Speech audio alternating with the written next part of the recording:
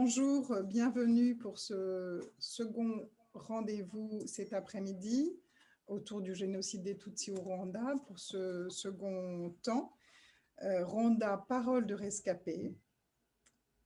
Merci à tous d'être là, le public bien sûr et nos invités. Sous la direction de Esther Moujawayo qui va coordonner et conduire les entretiens. Esther Moujawayo, vous êtes thérapeute, vous êtes l'auteur aussi de 2 ouvrages très importants que nous avons présentés au Mémorial. Vous étiez venu à ce moment-là au sein de notre institution, donc La fleur de Stéphanie et Survivante. Vous êtes extrêmement engagé justement auprès des rescapés en Allemagne et en Europe. Vous êtes avec nous aujourd'hui. Merci donc d'être là aujourd'hui pour cette rencontre. À vos côtés, Lénie Mouniakazi, vous êtes la cheville ouvrière et celle grâce à laquelle l'énergie et le temps et toute votre personne a été engagée dans ce projet de rassembler les témoignages écrits des personnes qui sont présentes dans cet ouvrage pour lequel nous sommes réunis aujourd'hui, Rwanda 1994, parole de rescapés, témoignage du génocide perpétré contre les Tutsis, qui vient de paraître aux éditions L'Harmattan. Donc c'est aussi à l'occasion de la parution de cet ouvrage que nous réunissons aujourd'hui. Et Lénie, à vos côtés, donc nous sommes heureux de vous retrouver, Anita Siabankaga et Marie-Claire Barakawira. Merci à toutes les deux aussi d'être là. Avec Lénie aux côtés d'Esther, ça n'est jamais simple de témoigner. C'est une épreuve physique et psychique qui est encore plus périlleuse aujourd'hui puisqu'on est par Zoom. Malheureusement, on n'a pas pu se retrouver au sein de l'auditorium. Donc, merci d'avoir accepté de transmettre l'histoire et la mémoire du génocide aujourd'hui par le biais de cette rencontre avec Zoom et d'être avec nous. Merci aussi Maurice Dorès d'être là. Vous êtes l'auteur de la préface de cet ouvrage et vous êtes... alors, on pourrait dire beaucoup de choses. Vous êtes psychiatre, mais vous êtes aussi très engagé sur toutes ces questions d'histoire et de mémoire. Vous allez publier l'année prochaine, juste tout début d'année, l'ouvrage Négritude et Judaïté, balade en noir et blanc aux éditions des Indes savantes. Voilà, peut-être qu'on va commencer un premier temps avec vous, Maurice Dorès, quelques mots d'échange, et puis ensuite, c'est donc Esther Moujawayo qui va s'entretenir avec vous pour vous laisser un temps de parole assez long à chacune, d'environ 25-30 minutes pour raconter votre histoire sous forme de dialogue plutôt entre Esther et vous. Tout d'abord, Maurice Dorès, quelques mots en ouverture de ce rendez-vous. Bonjour. Nous sommes ensemble pour écouter le témoignage des auteurs du livre Rwanda 1994, parole de rescapés. Témoignage du génocide perpétré contre les Tutsis, paru aux éditions L'Harmattan. Les témoignages présentés dans cet ouvrage apportent une connaissance singulière.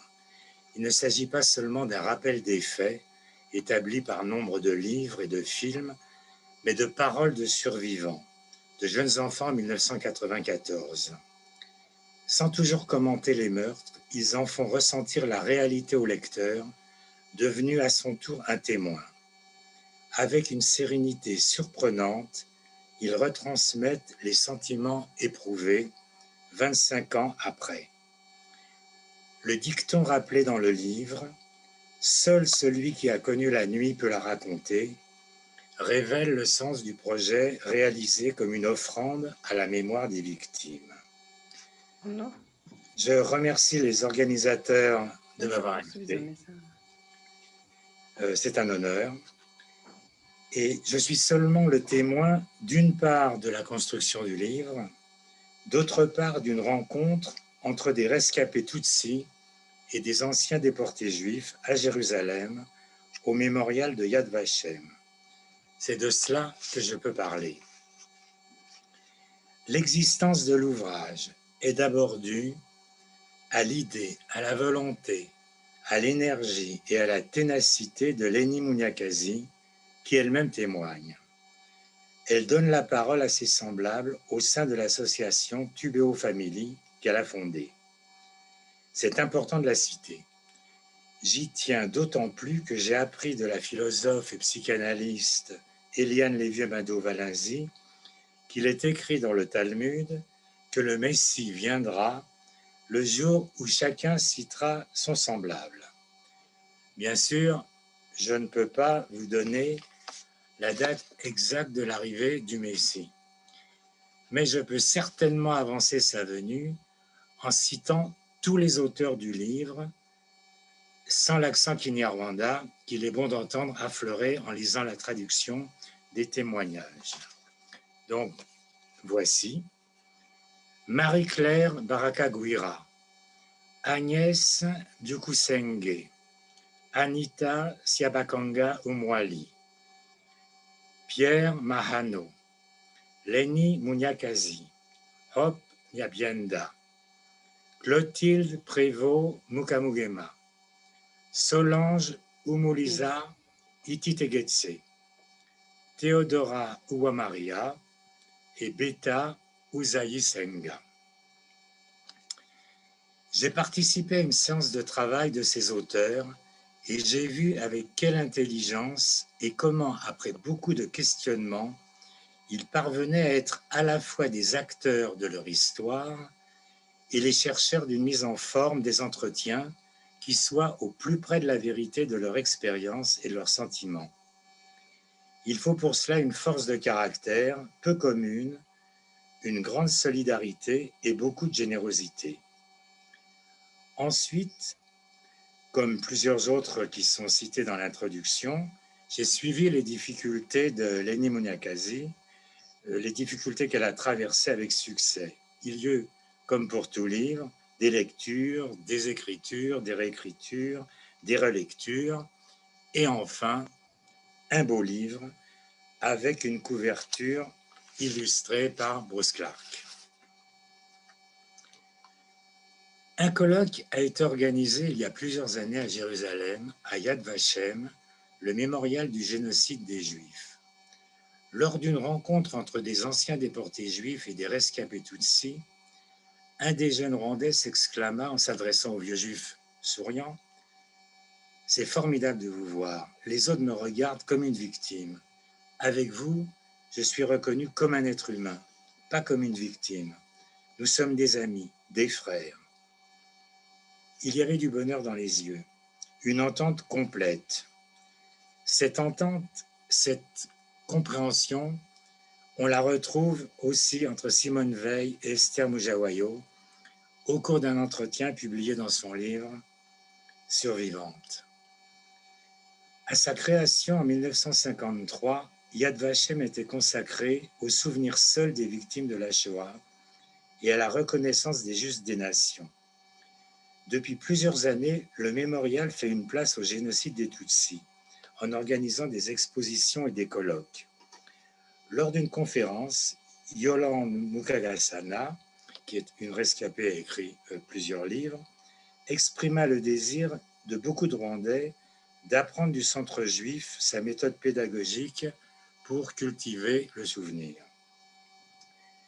Les responsables de Yad Vashem ont toujours été très stricts. Ils refusaient de faire une place à des événements qui, quelle que soit la gravité et l'importance des pertes humaines, ne correspondaient pas à un génocide, un terme souvent employé abusivement. Le génocide des Tutsis est un événement historique unique. Cette évidence doit être réaffirmée. Il apparaît que toutes les étapes de la Shoah se retrouvent dans le génocide Tutsi. l'idéologie raciste, la mythologie, les persécutions et l'exclusion, la préparation, l'organisation de la tuerie de masse et enfin la négation des faits. Reprenons brièvement point par point.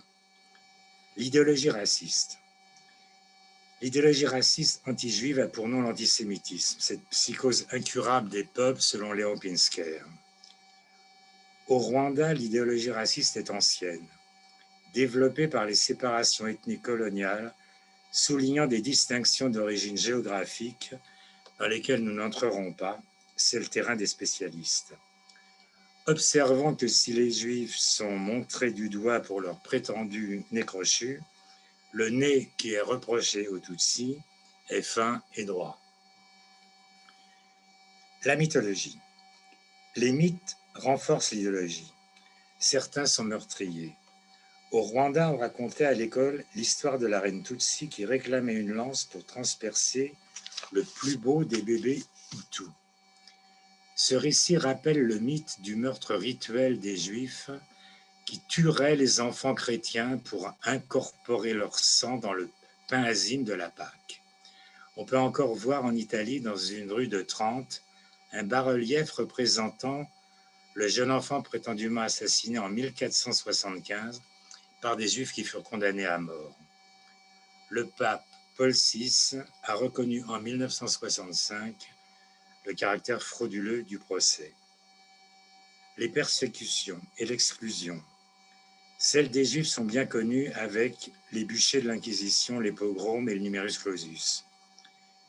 Les Tutsis également ont subi des massacres. Il y eut l'époque de la révolution sociale. Ce fut le début de la politique de discrimination avec le numerus clausus et l'impossibilité pour les Tutsis d'accéder à de hautes fonctions dans les écoles et l'administration. Des mesures qui réveillent beaucoup de souvenirs chez les Juifs. La préparation et l'organisation de la tuerie de masse. Faire entièrement disparaître un peuple, hommes, femmes et enfants, tel est l'objectif final d'un génocide. C'est une entreprise qui demande une préparation et une organisation au plus haut niveau. Le caractère industriel de la Shoah est connu. Les chambres à gaz de la Shoah et la Shoah par balle ont fait 6 millions de morts. Le génocide rwandais se distingue du génocide juif par sa réalisation en grande partie manuelle. Les machettes furent commandées par dizaines de milliers. Les milices détenaient des listes et planifiaient leur temps. Il y eut 1 million de morts en 3 mois. Les animateurs de la radio Mille Collines désignaient les Tutsis comme des cafards, Inyenzi, en Kinyarwanda. La déshumanisation est un autre point commun entre les deux génocides. Dans les camps nazis, les mots corps ou cadavre étaient interdits et remplacés par les mots pièces ou morceaux. Le génocide des Tutsis n'a pas été une surprise.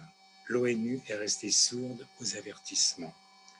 Un silence comparable à celui des Alliés qui savaient ce qui se passait à Auschwitz. La négation. Enfin, la dernière séquence du génocide est sa négation. Le négationnisme qui s'est développé autour du génocide Tutsi ressemble au négationnisme incessant dont la Shoah est l'objet. C'est une campagne organisée de désinformation qui nie ou minimise ou relativise. On parle de lutte intertribale ou encore de double génocide. Les négationnistes de la Shoah mettent en avant les millions de morts de la Seconde Guerre mondiale. De même, les négationnistes du génocide Tutsi évoquent les guerres africaines pour minorer le crime génocidaire. J'ai encore trouvé cet argument dans le livre d'un philosophe souvent présent dans les médias. L'étude est le moyen d'opposer la vérité au mensonge. Plusieurs voyages d'études ont été organisés avec l'aide de Thierry Sebagamba au Rwanda, réunissant des participants rwandais, des juifs, des non-juifs, des associations diverses. Au cours d'un de ses voyages avec les étudiants juifs, Christiane Taubira a pris la parole à l'université de Butare. Attentive aux questions qui touchent les Juifs et les Noirs, elle observa que les Rwandais percevaient les Juifs comme des frères de détresse. Elle ajouta que l'on pouvait, que l'on devait aussi, au-delà de toutes les tragédies, les considérer comme des frères d'allégresse. Sans doute avait-elle été touchée par l'empathie qui se manifestait entre les jeunes Rwandais et les jeunes Juifs qui chantaient et dansaient ensemble. Frères de détresse, frères d'allégresse, ce pourrait être le titre de nos prochaines rencontres. Je vous remercie.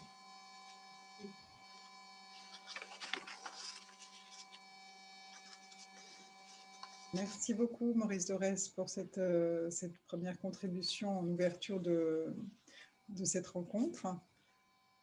Et c'était important aussi parce que je l'ai dit très brièvement, que effectivement, c'est cette association qui a permis et qui existe, Tubéo Family, à l'initiative de Lénie, qui rassemble ces rescapés et qui leur permet effectivement puisque ça veut dire soyons vivantes, d'affirmer votre vivacité et votre capacité à transmettre cette histoire aujourd'hui. Esther, je vous laisse la parole pour vous entretenir avec Anita, Marie-Claire et Lénie. Merci. Merci beaucoup, Pauline. Merci beaucoup, Maurice. C'est vraiment très beau ce que vous avez dit. On parle d'un génocide, on parle d'un projet d'extermination, mais ça fait du bien d'entendre vos paroles. Je suis très fière des 10 rescapés, qui ont témoigné dans ce livre que nous sommes qui est en train d'être présenté aujourd'hui au Mémorial de la Shoah. Merci beaucoup au Mémorial de la Shoah de donner la place.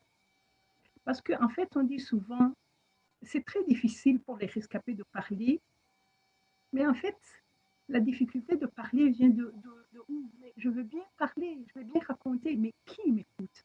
Qui écoute? Quand c'est trop dur, ce que les rescapés racontent, ce qu'ils ont vu avec leurs yeux, ce qu'ils ont entendu avec leurs oreilles, ce qu'ils ont subi dans leur corps, souvent quand tu le racontes, c'est tellement horrible que la personne qui écoute, c'est un peu comme quelqu'un qui a une télécommande pour éteindre la télévision. Celui qui écoute à la télécommande, quand c'est horrible, il éteint. Mais le rescapé ne peut pas éteindre, puisque ça tourne dans sa tête. Et donc, il faut bien qu'on ait un écoutant. Et c'est pour ça que je vous dis merci vraiment d'être à côté de nous et de nous écouter. Mais ce n'est pas seulement d'écouter. L'autre problème que le rescapé rencontre, c'est un peu aussi qui me croit. Parce que s'il y a une chose qui blesse énormément, c'est ce que tu as vécu, c'est ce que tu as vu, c'est ce que tu as eu dans ton corps. Et pourtant, on ne te croit pas.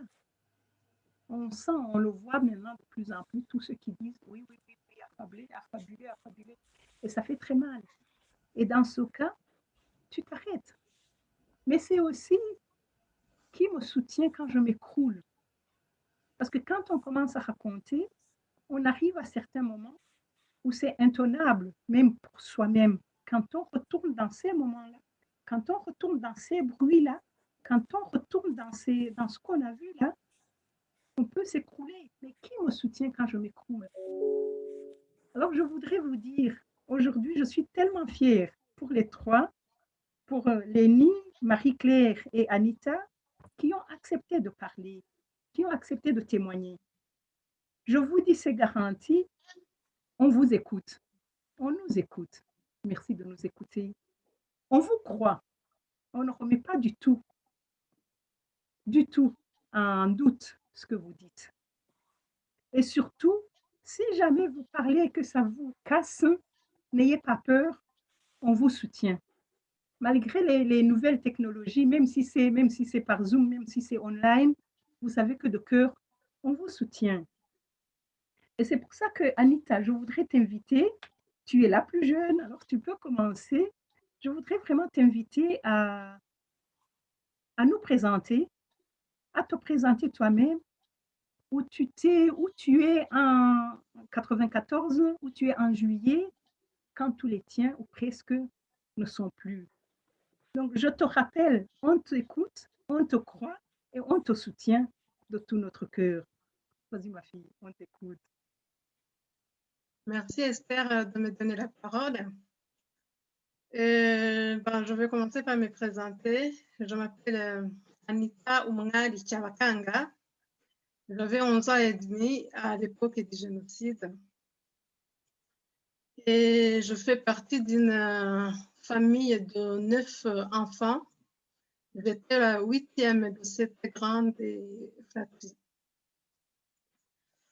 En 94 et le 7 avril, en fait, ça commence. Je vais essayer de vous parler, de vous raconter mon histoire en résumé, parce que le reste est dans le livre, évidemment.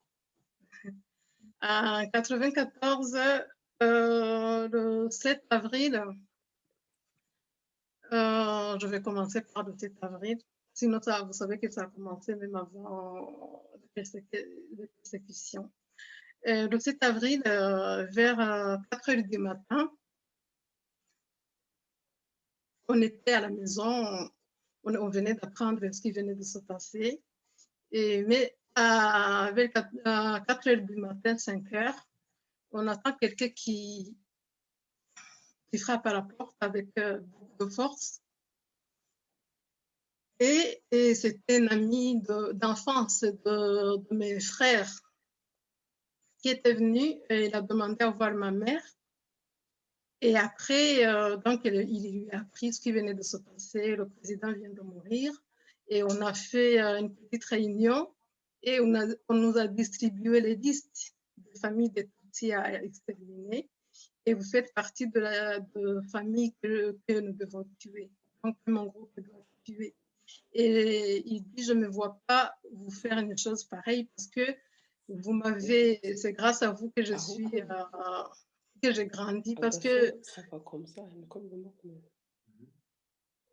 au fait, ce qui s'est passé, c'est que ce jeune homme, il a grandi avec mes frères et comme il était orphelin, donc c'est comme s'il a grandi avec mes frères, ils jouaient ensemble, ils allaient à l'école ensemble. Et ma mère l'avait pris en charge depuis tout petit. Du coup, en fait, il s'est dit, je peux pas faire ça et je ne peux pas désobéir non plus et il faut partir d'ici. Et ma mère nous a demandé de superposer des vêtements. Et elle aussi, elle a fait pareil. Elle a mis son chapelet et elle a pris son chéquier avec elle et on est parti. Il a demandé aux plus grands, aux plus âgés de partir loin d'ici, de loin de là. Et nous, les plus jeunes, nous a pris par la main. Elle nous a pris par la main et là, on est parti chez les voisins demander à ce que à chaque famille de prendre au moins un enfant. Il y en a qui acceptaient, d'autres qui refusaient. Et c'est comme ça qu'on s'est retrouvés éparpillés partout.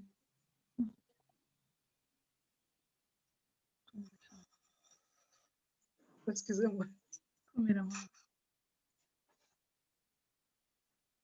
Et on s'est trouvés éparpillés partout. Et je me suis retrouvée avec ma sœur, Josiane, et dans une famille. Et ma mère et ma sœur Chuzuzo étaient dans une autre famille. Et les autres, ils étaient partout éparpillés. Et quand on était dans cette famille-là, vers 7 heures du matin, ou même 6 heures, on a entendu, en fait, on a vu notre maison brûler, et on a vu, en fait, ils ont lancé de grenades. On a vu vraiment brûler, en fait, tout a disparu dans une seconde. Et on est resté là, jusqu'à un moment où le conseiller de Virgogo, Amouri Karekezi, a fait une réunion et a demandé à tout le monde à tout le monde qui gardait les petits de le faire sortir de la maison. Il y a certains voisins qui ont demandé, ben, il y a des Tutsis qui n'ont nulle part où aller parce qu'ils n'ont plus rien. Et ils ont dit, ben, la famille Tchabakanga, par exemple, ils n'ont plus rien. Et le conseil a dit, laissez-les partir dans la maison du frère de Madame Tchabakanga qui était à côté. On était voisins, notre oncle avait pu fuir quelques semaines avant parce qu'il y avait les perturbations, l'insécurité par rapport à la mort d'un certain Katumba qui était aussi l'un des chefs des armées. Et il avait fui et du coup, il avait fermé la maison. Et sa maison aussi était détruite, mais il y avait une petite partie, une petite cuisine qui était restée, mais elle était vraiment détruite, il n'y avait plus de toit. Même pour y entrer, on est rentré par la fenêtre, comme la porte était fermée. Et avec une partie du toit qui était détruite. C'était la période de pluie, donc on dormait, on recevait la pluie. Il y a des voisins qui nous ont donné quelques affaires pour dormir. On dormait sous la pluie. Je me souviens même que mon frère Olivier a attrapé la malaria à cause de cette pluie-là. Et on est resté là jusqu'au 18 avril, vers je veux dire, 10 heures du matin, dans la matinée. On a entendu des coups de sifflet qui venaient vers nous. Ben, je pense que ma mère et mes frères, ils ont compris ce qui allait se passer. Ils nous ont demandé de sortir, et nous, les plus jeunes, par force. On a d'abord commencé par dire non, on va rester, et on a résisté. Après, ils nous ont pris par la force, ils nous ont jetés à travers la fenêtre, moi et ma sœur Josiane. Et mon frère Olivier, quand même, malgré la maladie, il était malade. Franchement, il était mal. Il tremblait même à cause du froid. Bah, il est venu après nous. Il est allé se cacher dans les toilettes à côté, chez les voisins. Et nous, on a demandé à ma mère, mais où on va? Elle a dit, allez chez Christine. Christine, c'est sa copine, en fait, c'était une amie avec laquelle elle allait à la messe. Et ma mère, tu connaissais ma mère Esther, tu savais à quel point elle était catholique. Et quand elle allait à la messe tous les matins, donc Christine faisait partie de son groupe, de prière. Elle nous a dit aller chez Christine. Mais cette Christine en question, son mari travaillait au bureau du secteur de Virgogo avec Amouri Karekezi. Nous, comme on connaissait la maison, Christine dormait paisiblement. On a été mais en même temps, ma petite sœur Tuzuzo est restée, elle a pu rester à cette famille-là. On sera reconnaissante jusqu'à la fin de nos jours. Elle est là gardée. Elle est restée avec les enfants. Du coup, Tuzuzo n'était pas avec nous. Au moins, elle était en sécurité. Et nous, avec Josiane, ma sœur, on est entré chez Christine. Comme elle dormait, on connaissait la maison. On a choisi de rentrer sous son lit, comme elle dormait. Mais à un moment donné, quelques minutes plus tard, on a entendu le coup de feu. Mais on a compris tout de suite ce qui venait de se passer.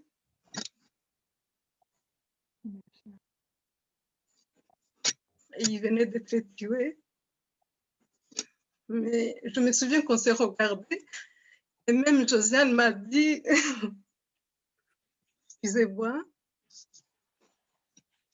Josiane m'a dit en Kinyarwanda, il m'a dit, ubu koko tubaye imfubyi.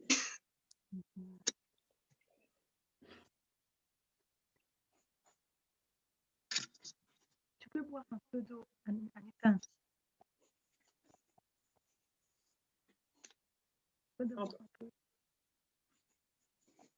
Donc, ça veut dire, ça y est, on est orpheline.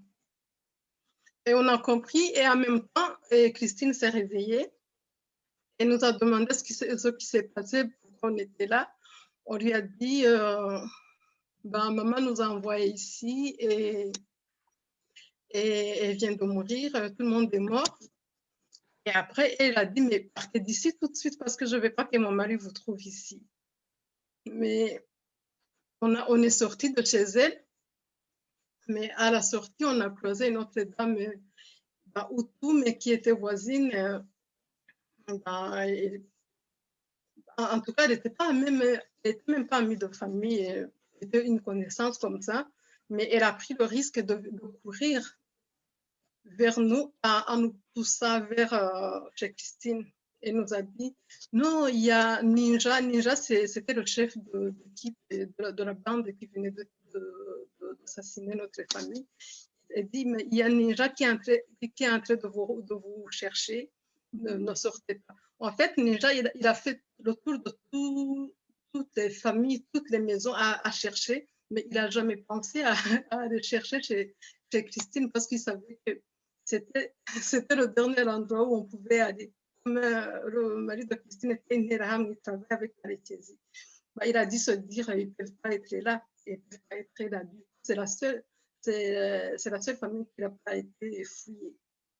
Et pourtant, on était là. Elle nous a repoussés et nous, on voulait sortir. Et à ce moment, pendant ce temps, il y a mon frère Olivier qui était resté dans les toilettes, caché à côté. Il voyait la scène, il voyait que nous, on était inconscients, en fait. On était inconscients. Lui, il voyait qu'on voulait sortir alors que nous déjà était en train de nous chercher. Il a pris le risque, en fait, pour faire des diversions. Il est sorti, il a couru. Du coup, ils sont courus derrière lui. Et malgré sa maladie, sa faiblesse, tout ça, il a continué à courir. Mais, oui, il a été attrapé à un moment donné. Il a demandé une dernière faveur. Il a dit, laissez-moi au moins aller enterrer ma famille. On lui a ri au nez. Et on l'a amené chez Amouri Kalichezi, chez lui à la maison. On a appris pendant le procès de Amouri Kalichezi, c'est son garde du corps qui a raconté comment il a fait tuer Olivier, donc il a envoyé à la fosse commune et au secteur Bildogo. Donc il a été tué là-bas. Et il a eu une mort atroce que je n'ai pas envie de raconter, je n'ai pas la force de raconter tout ça. Vous allez trouver ça dans le livre. Et on est resté, et il y a un de nos oncles aussi qui avait pu s'échapper, Joseph. On est resté avec lui. On est retourné dans la fameuse cuisine. Et quelques voisins savaient que nous y étions. Ils venaient nous dire, en fait, ils venaient nous informer de ce qui se passait. Certains, des fois, on dormait dans, je ne sais pas comment on appelle ça, Ruhurura, Esther. Ruhurura. Ruhurura. Le caniveau, le grand caniveau d'eau. Voilà. On allait dormir dans le caniveau et jusqu'à ce qu'il passe, au fait, parce qu'ils avaient appris qu'on était revenus, mais à chaque fois qu'ils passaient, il y avait des gens qui voulaient passer, il y avait toujours des gens qui venaient nous dire, nous avertir, et on allait dormir dans le caniveau. Voilà, on a fait comme ça jusqu'à la fin, jusqu'en juillet. Ouais, jusqu'en juillet, quand l'OFP a appris Kikali. Le reste, je vais le raconter petit à petit. Mais j'aimerais quand même vous présenter ma famille qui n'est plus là. Si Alexandre nous écoute.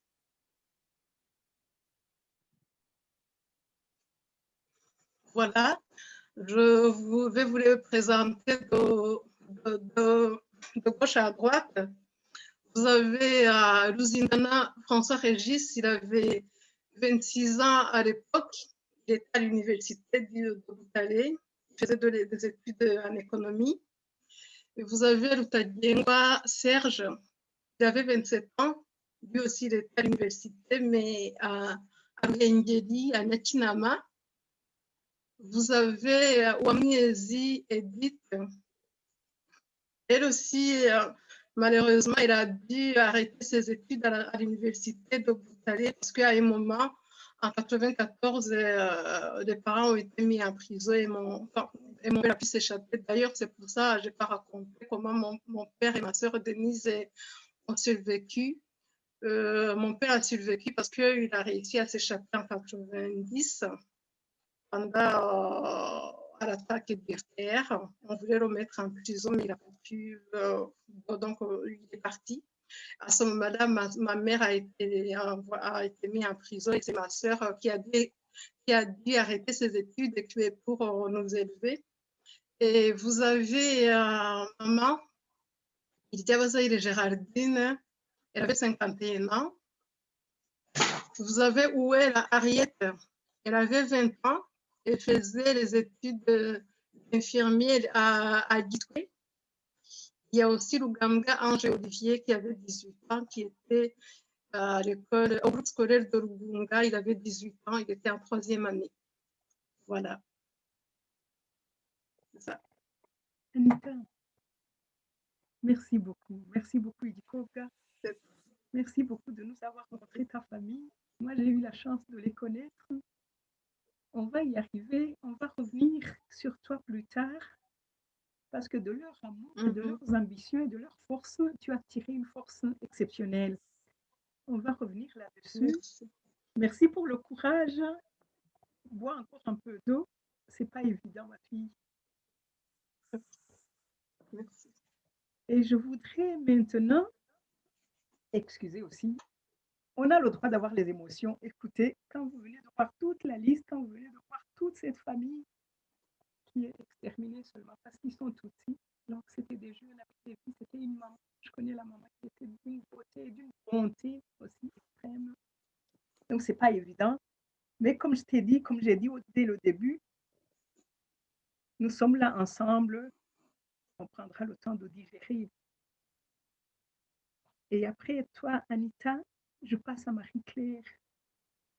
Marie-Claire, Oui. c'est à toi. Prends ton temps, bois un peu d'eau avant, c'est pas évident. Et comme je l'ai dit à Anita, on est là, on t'écoute, on te croit, on te soutient. Couragement. Oui. Merci. Mhm. Merci Esther. Je me présente. Donc, je suis Marie-Claire Barakagwira. Et je suis rescapée du génocide perpétré contre les Tutsis. Et donc, je me présente un peu comment je peux puis survécu pendant le génocide. Et donc, quand le génocide a commencé, j'étais une jeune femme mariée et avec un garçon de 4 ans et j'étais enceinte de 8 mois. Donc, le 7 avril le matin, à 10 heures, déjà, les Interahamwe sont venus brûler la maison. Et mon mari, lui, il a déjà senti la mort. Il me disait, écoute, comme tu es enceinte, je veux qu'au moins toi, tu vas rester avec tes enfants. Je peux essayer de t'amener chez toi, comme ça, tu vas rester au moins à côté de ta mère. On croyait qu'on va donc échapper les Interahamwe en passant par Nyabarongo, mais on n'arrivait pas de même quitter la commune qui s'appelait avant Butamwa, parce qu'il était assistant de bourgmestre à Butamwa. Tout de suite, les Interahamwe, ils l'ont connu. On est resté quand même chez le collègue qui a essayé de nous accueillir chez lui. pendant 4 jours. Vraiment, je remercie cet homme parce qu'il a accueilli beaucoup de gens. On dormait chez lui, presque 30 personnes pendant la nuit, mais la journée, tous les hommes, les garçons, les jeunes garçons, il allait courir partout. Et mon mari aussi, la journée, il allait se cacher dans les forêts, mais le soir, il venait en fatiguant pour chercher quelque chose à manger. Donc, moi, je suis restée toute la journée avec la famille qui nous a accueillis. Donc, dans une semaine je compte peut-être parce que là, on ne savait pas même compter les jours ou la date. Hein. Je m'en souviens peut-être c'était vers le 10 avril. Ils sont venus le matin, ils ont tué mon mari. J'étais à la maison, mais ils l'ont tué dehors. J'attendais quand même. En lui tapant les machettes, crier. Moi, j'étais là à la maison. Après, donc, la famille, quand ils ont vu comment ils l'ont tué, ils m'ont dit, écoutez, madame, on ne peut pas te garder. Tu peux essayer de chercher là où tu vas. Donc, je ne sais pas quoi faire. Mais quand même, la dame, comme c'est une famille de Hutu, elle m'a dit, je connais ta famille, je peux amener ton fils chez tes parents, mais toi, je ne peux pas te garder. Je me suis dit, où est-ce que j'allais? Déjà, pour arriver à Boutamois avec mon bébé de 8 mois, c'était difficile. Mais dans ma tête, ça me revenait de retourner là où j'étais, habiter à Nyamirambo. J'ai quitté Boutamois vers 10 heures pour retourner à Nyamirambo. J'ai fait au moins toute la journée pour arriver, mais chaque minute, 10, 5, je croisais les barrières, mais il disait toujours, on ne tue pas une femme enceinte. Je ne sais pas pourquoi, mais après, je suis arrivée à Nyamirambo, il n'y avait rien. La maison, il était déjà détruit. Je me suis dit, où est-ce que j'allais? Peut-être il y a un voisin qui va m'accueillir. Personne ne voulait m'accueillir. Je suis restée dehors. Et j'ai commencé à penser, je vois quand même peut-être que je vais résister, mais comment je peux faire si je mets au monde? Il n'y avait rien, j'avais préparé la valise pour mon bébé, il n'y avait rien du tout, rien. Même mes habits, rien du tout. Donc, je voyais seulement les fenêtres, les plafonds briller. Mais je me suis dit, je vais fouiller quand même pour trouver un ciseau. Si j'accouche, au moins, je peux couper le cordon. J'ai trouvé une petite lame neuve. Je me suis dit, je garde ça sur moi jusqu'à ce que j'accouche. Et les voisins, ils ont dit quand même, on ne sait pas peut-être comme ils appelaient Nyenzi, comme ils ne sont pas loin, peut-être il va venir te chercher. Il faut que tous les jours, tu viennes te présenter devant nous aux barrières. Je ne vous dis pas, aux barrières, tous les jours, je me présentais, je voyais toutes les sortes. Comme ils tuaient les Tutsis, les femmes, j'étais là. Des fois, je savais que moi aussi, je vais mourir, mais j'avais peur quand ils commençaient à couper les têtes des gens, quand ils commençaient à couper le sexe des jeunes devant moi. Ça, c'est des choses qui m'ont marqué. Après les jeunes, j'avais vu 3 jeunes qui ont coupé leur sexe, ils sont morts à cause d'hémorragie. J'étais à côté là toute la journée. Donc, après 3 ou 4 semaines, je suis accouchée, toute seule, sans rien manger. Heureusement, il y avait la pluie tous les jours, je buvais de l'eau de la pluie. Et je me suis dit, je reste avec, au moins j'ai vu mon bébé, vous pouvez me tuer.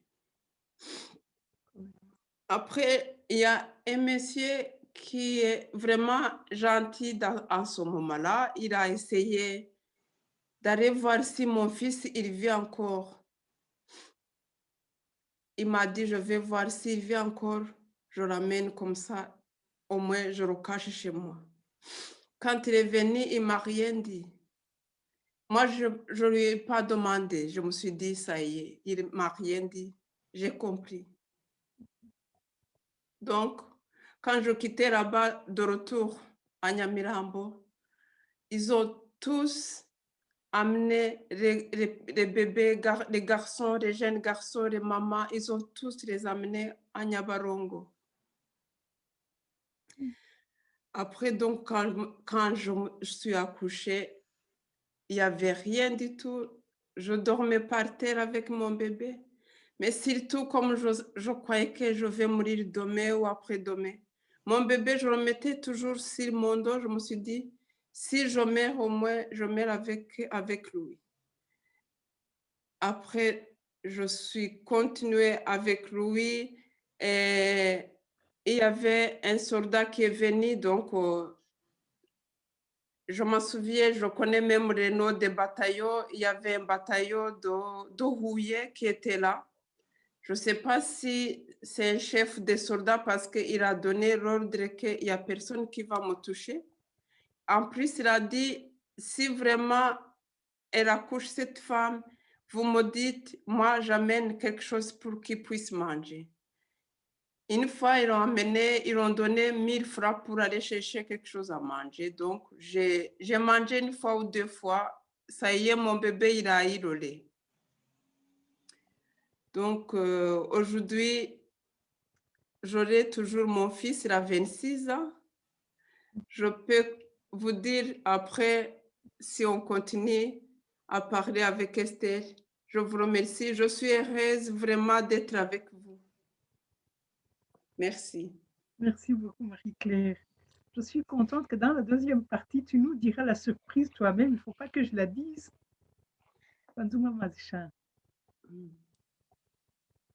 Marie-Claire. Ufitamazi. Oui? Ufitamazi. Oui, j'entends. Vanzume gacheya. Ouais, un peu. Tu avais voulu montrer les photos aussi, les photos de la famille, comme Anita a fait. Est-ce que, Alexandre, tu pourrais Est-ce que oui? des photos? Oui, est-ce qu'Alexandre peut nous montrer les photos de la famille, quelques-uns? Oui.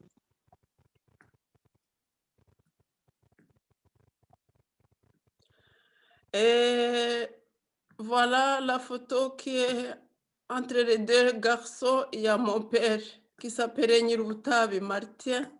Il venait de prendre sa retraite. Il y a côté gauche mon frère Innocent Rwanda, il était IPG à Gitarama. Et mon frère qui était à droite, Rurangwa Aimable, ils l'ont tué, mais il a laissé au moins 2 enfants. Aujourd'hui, il vit au Rwanda.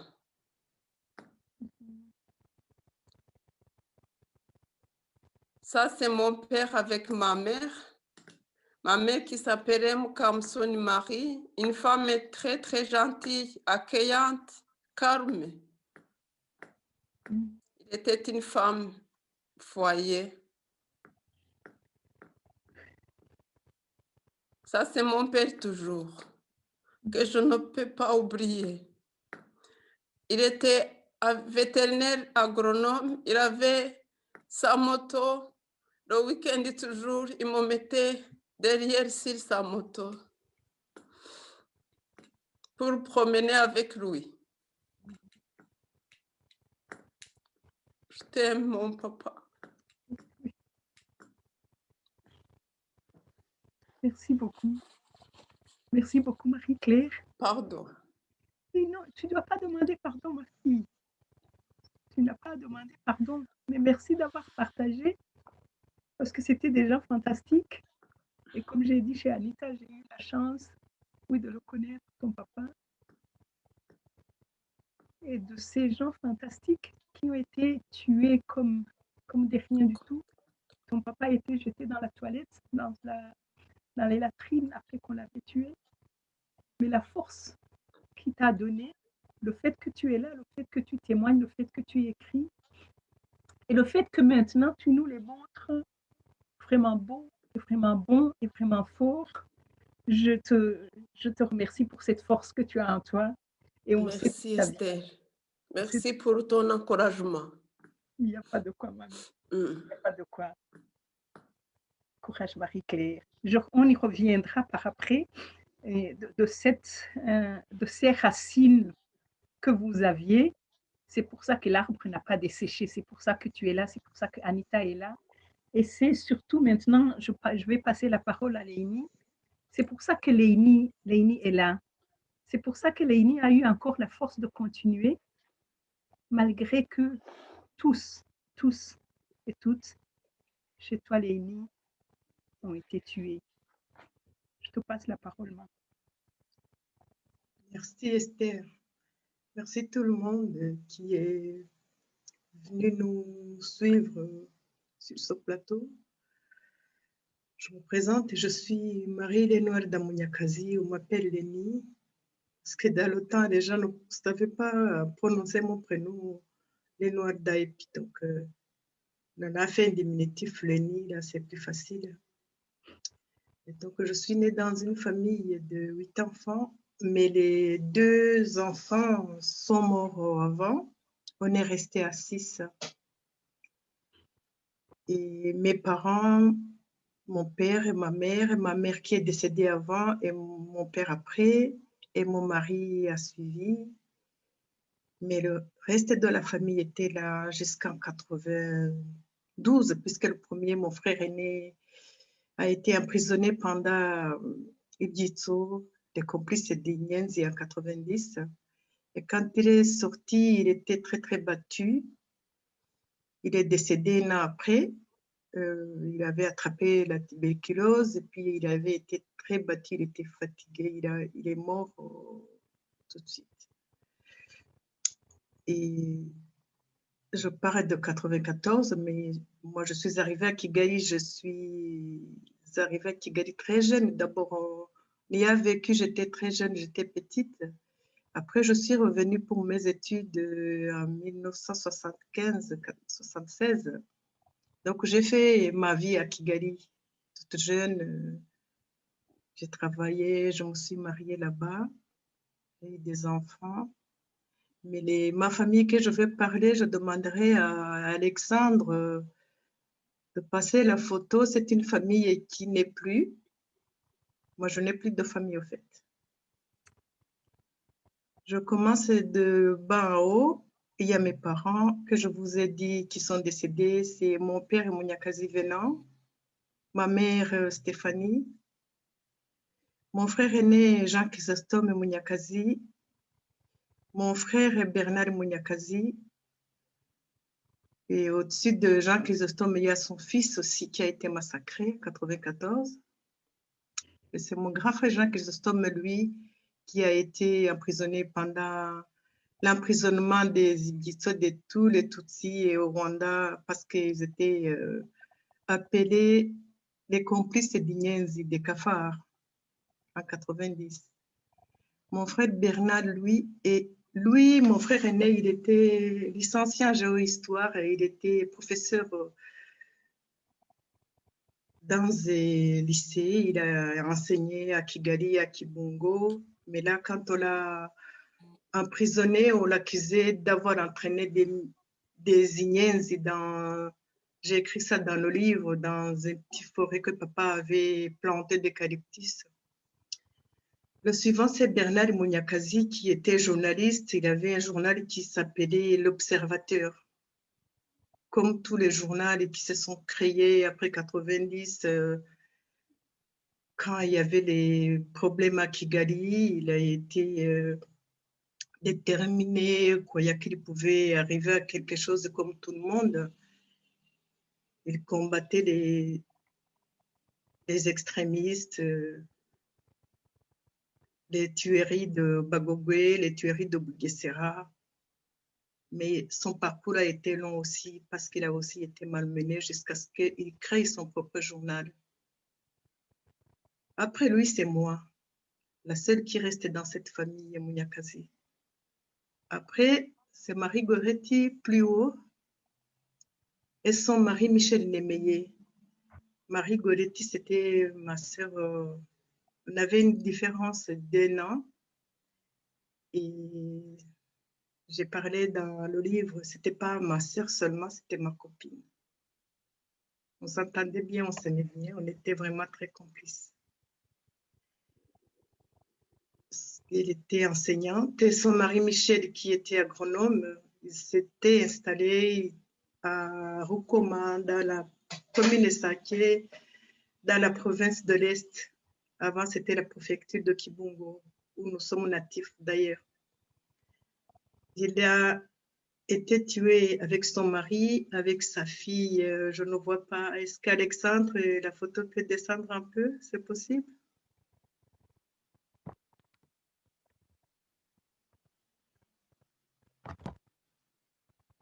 Voilà.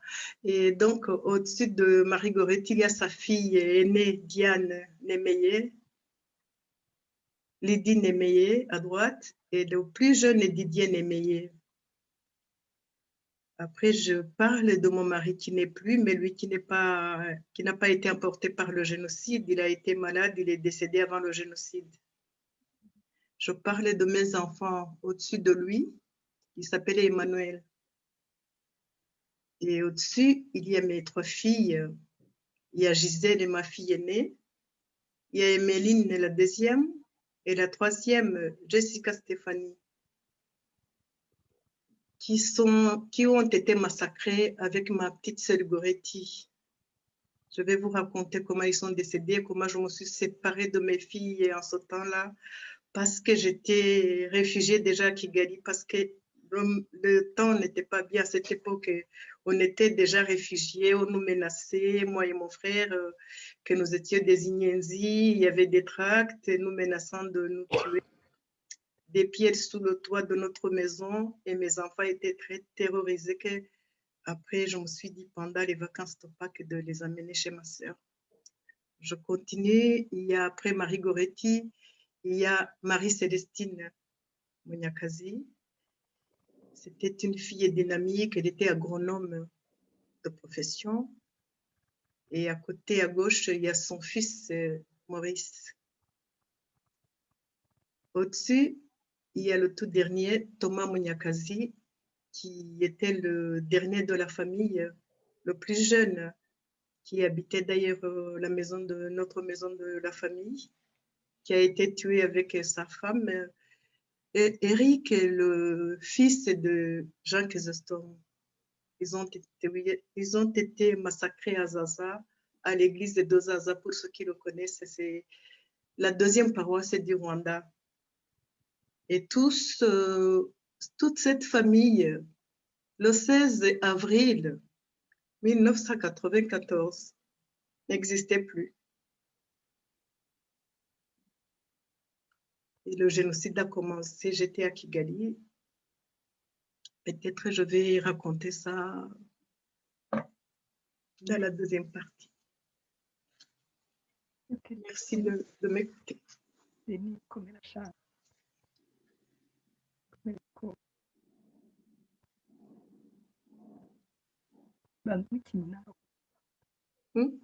Yamazi.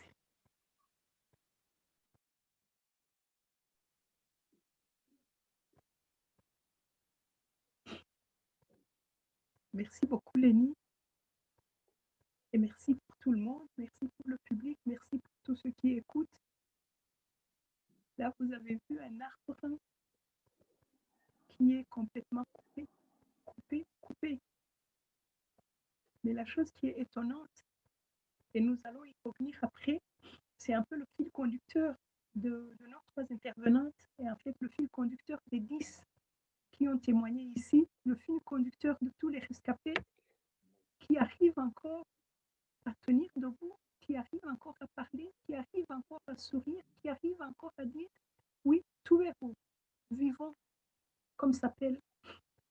l'association de Lénie et des autres auteurs qui ont écrit ici dedans.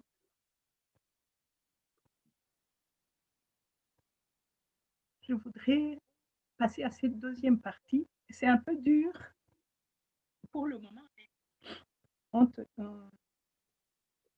Je te laisse, je retourne à Anita.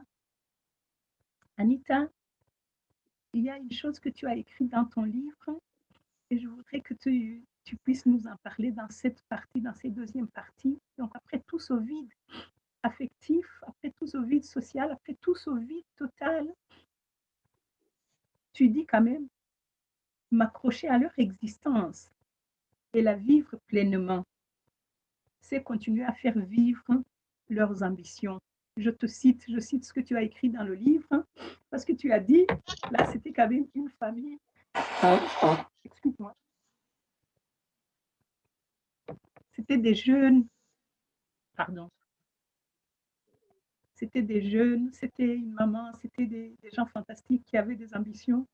Il y a ton frère dont tu parles, qui parle de la Maison Blanche, que sa chambre, c'est la Maison Blanche, pour dire. Donc, Anita, je veux te repasser la parole pour tu tiens à cette transmission, tu dis non, ils ont été tués, ils ne sont plus là, mais ils ont transmis quelque chose, ils ont donné quelque chose. Et nos enfants, et il y a d'ailleurs une petite vidéo avec les enfants de ta sœur. Mhm. Ok, alors je te repasse la parole, Anita. Courage. Oui, Lénie, merci encore une fois. Comme tu le dis, en fait, ils étaient jeunes, ambitieux et visionnaires. Comme tu dis, tu cites dans mon livre où j'ai écrit que mon frère Régis avait appelé sa chambre, il avait appelé Maison Blanche. Ça s'appelait Maison Blanche. Donc, ça veut dire, c'était vraiment des gens qui avaient des ambitions. Et là, aujourd'hui, je me demande, quand je réfléchis, je me dis, mais je me demande où il serait au jour d'aujourd'hui. Très loin. Très, très loin. Ouais. Et du coup, c'est pour ça, en fait, je tiens à la transmission.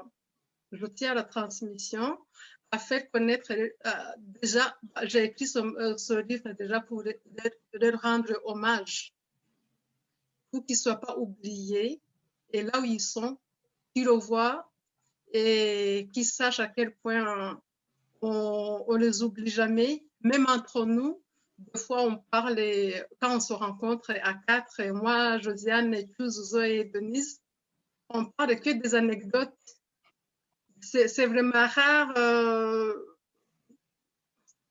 qu'on se souvienne de la douleur que ça nous a causé. C'est vrai, ça arrive. Et à chaque fois, quand on est ensemble, chez nous, il y avait toujours à chaque fois cette joie de vivre. Il y avait toujours Igita l'amour. Il y avait toujours. Donc, c'était génial. Donc, on se souvient à quel point c'était fantastique. Nous avons remarqué que même les neveux, en fait, ils ont envie d'apprendre ça. Ils sont très contents quand on leur dit qu'ils se ressemblent, que par exemple, un des neveux ressemble à Olivier. Il est très fier de porter cette ressemblance. Et même le nom, ils ont le même nom. C'est comme ça, en fait. Et après, ce livre, je l'ai fait aussi pour eux. Parce qu'en fait, excusez-moi, mon père, c'était aussi pour finir le travail que mon père avait initié. Je vous présente, je ne sais pas si vous voyez, c'est des mémoires du rescapé Kawakanga Étienne. Et il a fait un grand travail de recherche, en fait, de transmission, de mémoire aussi. Ce qui m'a étonnée quand je l'ai lu, en fait, il a rassemblé tous les membres de famille. Oui, voilà, c'est lui, mon père, qui est décédé en 2011, Kawakanga Étienne, qui nous manque beaucoup et à qui j'ai envie de continuer le travail qu'il avait commencé. Et là, il nous parle il a fait toute une liste, en fait, des personnes qu'on a perdues. C'est une soixantaine, la famille proche, 60 personnes. Donc, il a rassemblé tous les témoignages. Donc, d'abord, ce livre aussi s'est terminé à la transmission qu'il avait commencé. Aussi, c'est pour les neveux. À chaque fois qu'ils s'intéressent à ce qui s'est passé, des caractères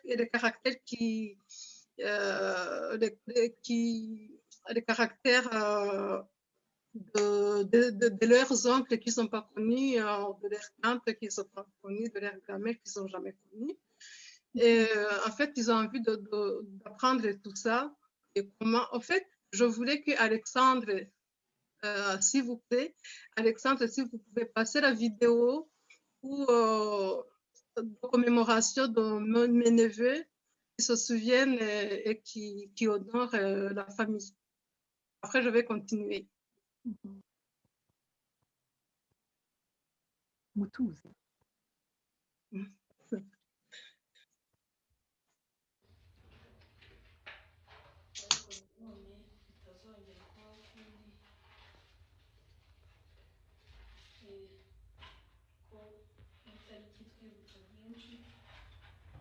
natwe ibintu byabarangaga natwe bigomba kuturanga tukabigira umuco nimba ari ubuhanga bwabarangaga natwe tukabugira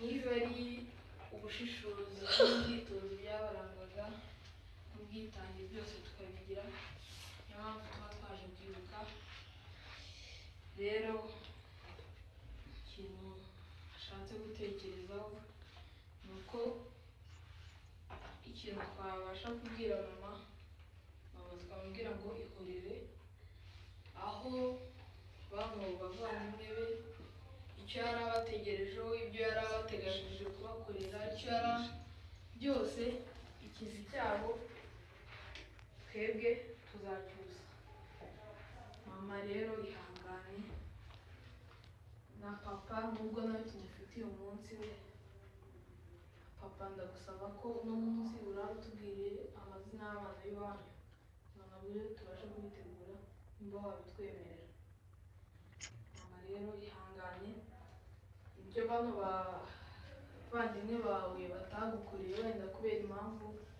z'igihugu cy'u Rwanda ibyo twanyuzemo twe tuzabigukorera tubare nk'abana bawe nicyo ndashaka kukubwira murakoze.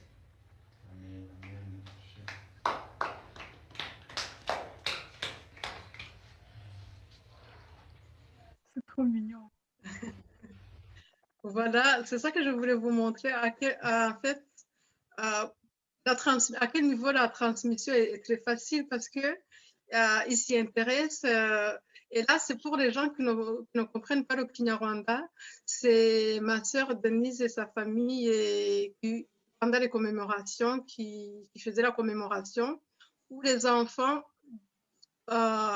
encourageaient et consolaient leur maman en disant, voilà, tes frères et tes sœurs ne sont plus là, mais nous, on va prendre le relais. Je trouve ça jouissif. Je trouve ça jouissif que les enfants, en fait, que les enfants puissent s'y intéresser à quel point. Et c'est vraiment gratifiant pour nous. C'est pour ça, en fait, au niveau de la transmission, ce travail me tient à cœur.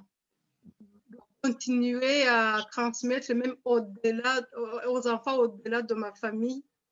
Quand je pense, je retourne en arrière avec des yeux d'un enfant de 11 ans et demi. Je me souviens à quel point on était bannis dans les cours de récréation. Personne ne voulait jouer avec nous parce qu'on était ibito. À 11 ans, comment on peut être complice du FPR? Et du coup, il y avait, je me demande, pourquoi autant de haine? Du coup, j'ai envie je suis en train de rassembler toute cette transmission pour la génération qui est arrivée après, pour en fait apprendre la tolérance et le vivre ensemble. Voilà, c'est ça. Anita, Oui, merci beaucoup. Merci beaucoup. C'est vraiment fantastique merci. que tu dis non, je veux aller de l'avant. Non, je vais utiliser la force qui était dans ma famille. Non, quand nous nous souvenons, c'est de toutes les blagues. C'est vrai que votre famille, ça riait toujours, ça dansait toujours, ça chantait, ça. Oui, c'est ça. Je suis vraiment contente que cela prend le dessus sur l'horreur et sur la laideur de tout ce qui s'est passé. Et je te remercie sincèrement d'avoir ouvert ton cœur, d'avoir ouvert toute ta vie et de l'avoir présenté. Et comme tu dis, pas seulement pour tes neveux, pas seulement pour ta famille, mais vraiment pour tous ceux qui nous écoutent, pour tous ceux qui nous voient ce soir. Cette force au-delà, on devait rester dans le trou, on n'est pas resté dans le trou, alors on vit. Et c'est ça votre association, Tout Verrons. Je te remercie beaucoup et je vais redonner la parole à Marie-Claire. Parce que Marie-Claire, c'est quand même vous savez, chaque fois que tu as entendu une histoire, tu crois que tu as entendu le pire, et après, il y a autre chose qui arrive. Et entre autres, l'histoire de Marie-Claire, les mamans qui ont dû accoucher pendant le génocide, sans personne, sans la bouillie, sans rien du tout, qui doivent couper le cordon ombilical eux-mêmes.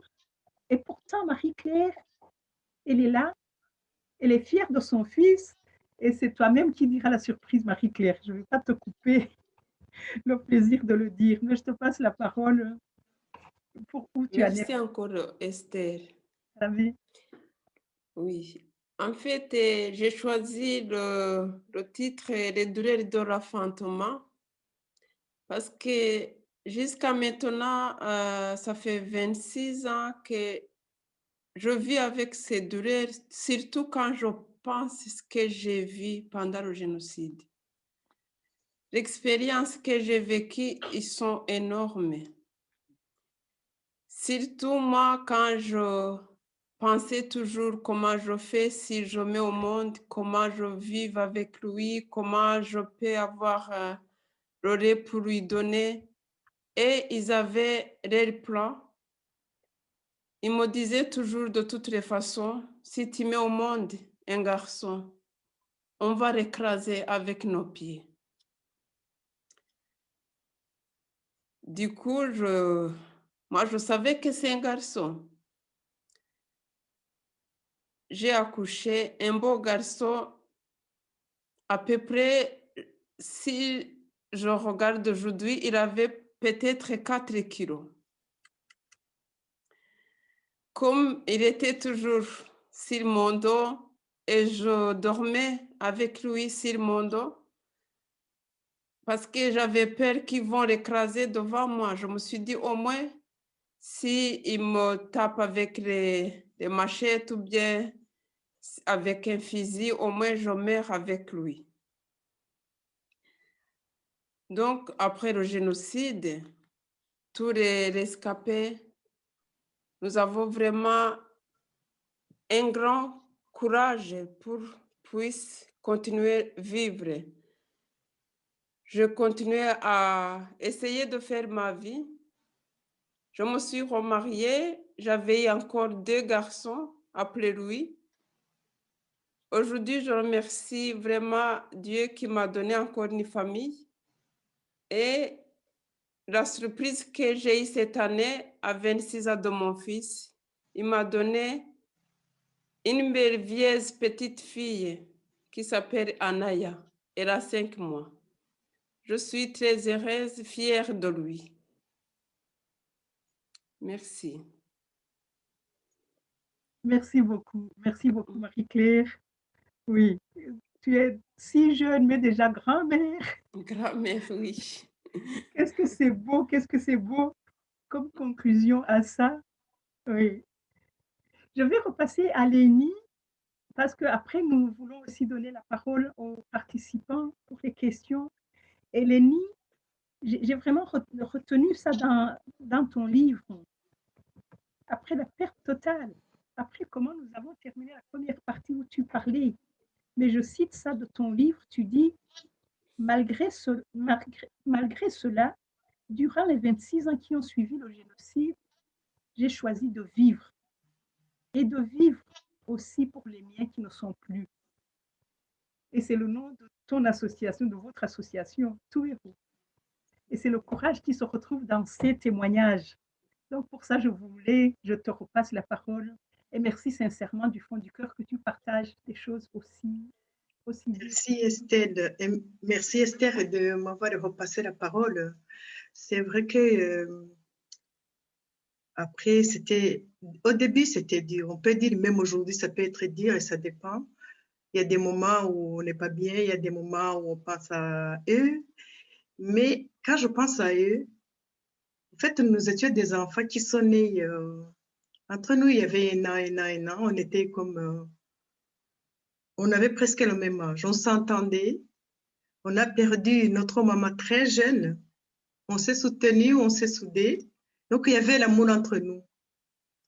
Et des fois, quand je pense à ça, je sens le vide.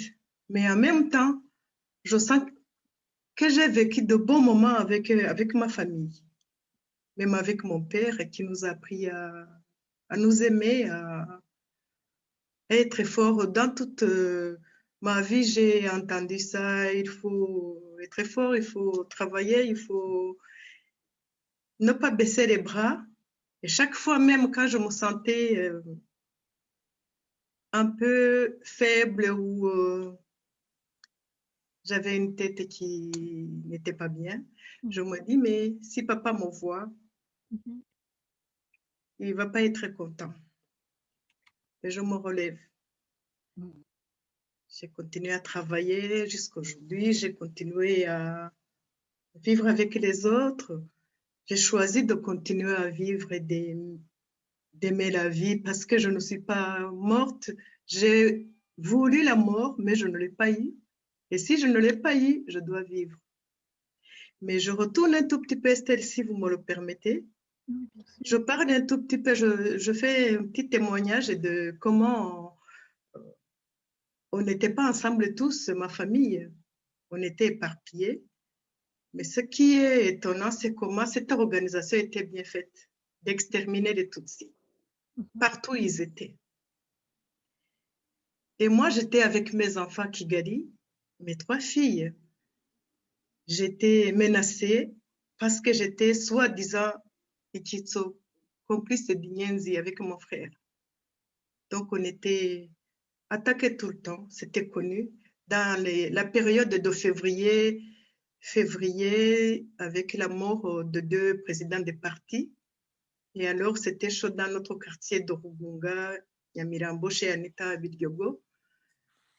Et après, c'était dur. J'ai tourné ma tête et je me suis dit, comment je vais faire? Mes enfants étaient traumatisés par cette situation. On ne dormait pas. Ils voyaient même que moi-même, j'étais traumatisée. Je dormais avec des mugondo, des pantalons superposés parce que je ne savais pas qui peut nous attaquer. On avait peur des viols. Le matin, on allait travailler, on ne savait pas qu'on allait rentrer sain et sauf. Donc, c'était très, très dur. Et pendant les vacances de Pâques, je me suis séparée de mes enfants. Je les ai amenés dans ma région natale chez ma sœur qui était enseignante là-bas dont je vous ai parlé. Parce que eux, là, comme c'était en province, c'est encore paisible. Et pourtant, c'était bien organisé, bien programmé qu'ils ont attaqué chez mon beau-frère et ma sœur le 6 la nuit. Ils ont attaqué, ils se sont enfuis derrière de leur maison dans la brousse avec tous ces enfants-là. Et le matin, et le bourgmestre qui était là, le maire, et pour ceux qui, je ne sais pas si ici les gens comprennent, mais les maires, on les appelait les bourgmestres, avec un député de la région qui a amené des miliciens dans une camionnette pour aller tuer chez mon frère, chez mon beau-frère et ma sœur.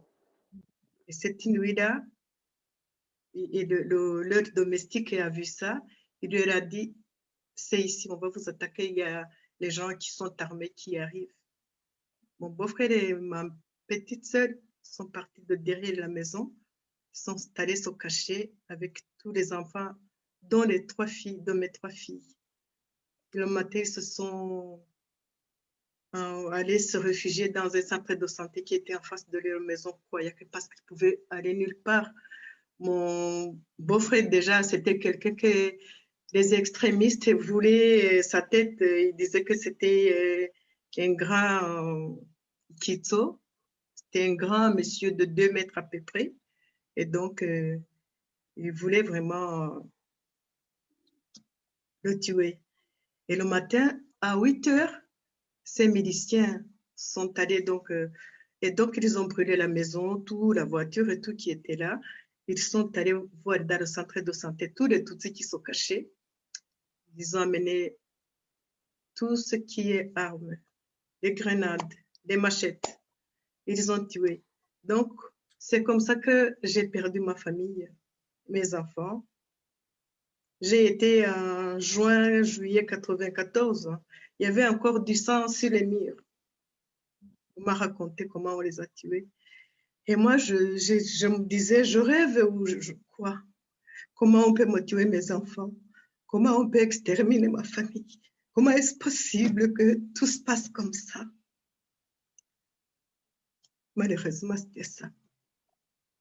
Et j'ai continué à chercher Marie-Célestine et Thomas, leurs enfants, personne. Il n'y avait plus personne. Et donc, ceux qui ne croient pas que les choses étaient planifiées, étaient bien planifiées. Donc, on tue la famille, on tue tout le monde, on tue ce qu'on possédait, on tue tout. Et je restais seule. Mais là, moi, j'ai connu ça déjà en 73 quand j'ai été chassée dans une école. Soit disant que j'étais Tutsi. J'ai été chassée, j'étais jeune. Mais après, ça a été un tout petit peu apaisé. Je me suis dit, j'ai grandi, j'ai fait des formations, je travaille, j'ai fait une vie. Mais c'était dur. Après 94, après 97, ça devient dur. Et je travaillais dans une entreprise, une grande société, Blalirois, où il y avait plein d'extrémistes, bien qu'ils étaient partout dans Kigali. Kigali, vraiment, c'était dur. Bien que c'est partout, finalement, c'était partout. Et voilà, j'ai écrit que je suis la sœur vivante de la famille, la survivante de la famille. J'ai survécu, je représente ma famille et je suis encore là. Je ne suis pas morte, comme s'appelle cette association des rescapés ici en France. Pour ceux qui ne savent pas, Tubero, ça veut dire vivre ou vivons. Donc, on se soutient, on essaye d'avancer. Nos objectifs, c'est la mémoire et la reconstruction. Oui, merci.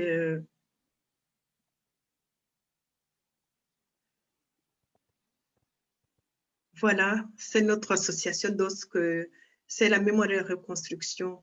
Et dans tout ça, moi personnellement, je ne sais pas où je puise cette force. Tout le monde me demande ça, cette question, je ne sais pas la répondre. Mais je sens que c'est vrai qu'il y a une force déjà de s'occuper des autres, d'aimer les autres, de sentir qu'il y a aussi des gens qui souffrent comme moi.